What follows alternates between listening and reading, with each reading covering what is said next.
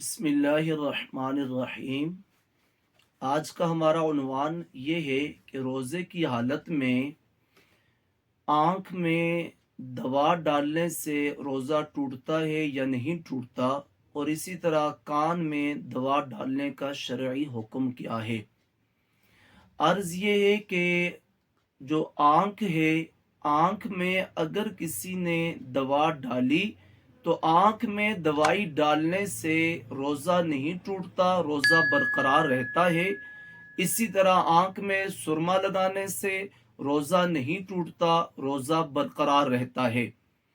اور کان میں اگر کسی نے دوا ڈالی یا کوئی بھی ایسی چیز ڈالی جس کے اندر رقت تھی، پتلا پن تھا، سیلان تھا، بہنے کی جس کے اندر صلاحیت تھی، ایسی کوئی بھی چیز کان میں کسی بھی طرح چلی گئی تو اس سے روزہ ٹوٹ جائے گا، سوائے پانی کے۔ پانی اس سے مستثنا ہے کہ پانی کے سوا کان میں کوئی بھی چیز اگر چلی گئی تو اس سے روزہ ٹوٹ جائے گا۔ لیکن آنکھ کا مسئلہ اس سے مختلف ہے۔